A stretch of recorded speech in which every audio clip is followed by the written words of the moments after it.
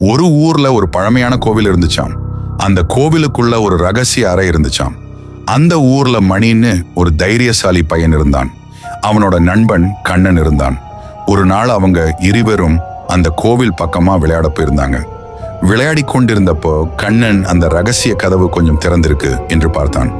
அவன் மணியிடம் சொல்லினான், டேய் மணி, அந்த கதவு தானா? மணி கொஞ்சம் ஆர்வமா, சாமி இருக்கிற இடம், நம்ம பார்க்கலாமா கேட்டான். அவங்க இருவரும் மெதுவா அந்த கதவு தள்ளி பார்த்தாங்க. கதவு கூவல்னு சத்தம் போட்டுட்டு திறந்துச்சாம். உள்ள போனவுடன் அந்த அறை இருட்டாயிருச்சு. சுவர்ல பழைய ஓவியங்கள், தங்க மணி, கருப்பு ஊசி மாதிரி பொருள்கள் இருந்துச்சாம்.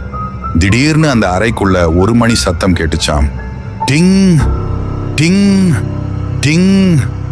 கண்ணன் பயந்து பின்னாடி போயிட்டான். மணி மட்டும் துணிவா முன்னாடி நின்னான். சத்தம் கொடுத்த இடத்துல ஒரு சாமியாரின் நிழல் தோன்றுச்சு.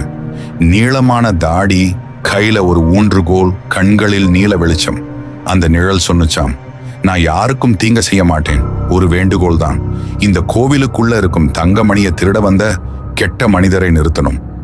மணி பயம் கலந்த துணிவோட கேட்டான், அவர் யாரு? அந்த நேரத்துல கோவில் வெளியே இருந்து காலடி சத்தம் கேட்டுச்சு. இருட்டுல ஒரு கெட்ட மனிதன் மெதுவா உள்ள வந்தான். கண்களில் பேராசை. மணி அவனை முன் நின்னான். இது நம்ம ஊரோட கோவில், நீ தங்கமணி எடுத்துட்டு போக முடியாது. அவன் சாமியாரின் பேய் கதையை கேட்காம அந்த மணியை பிடிக்க முயற்சிச்சான். அப்போ சாமியார் நிழல் கோவமா ஒளிச்சு டச். அந்த கெட்ட மனிதன் நடுங்கி பயந்து வெளியே ஓடி போயிட்டான். சாமியார் சிரிச்சு மணியையும் கண்ணனையும் ஆசீர்வதிச்சு சொன்னார், உங்க போல தைரியமான குழந்தைகள் இருந்தா இந்த ஊர் எப்பவும் பாதுகாப்பா இருக்கும். அதுக்கப்புறம் அந்த ரகசிய அறை மீண்டும் மூடுனுச்சாம்.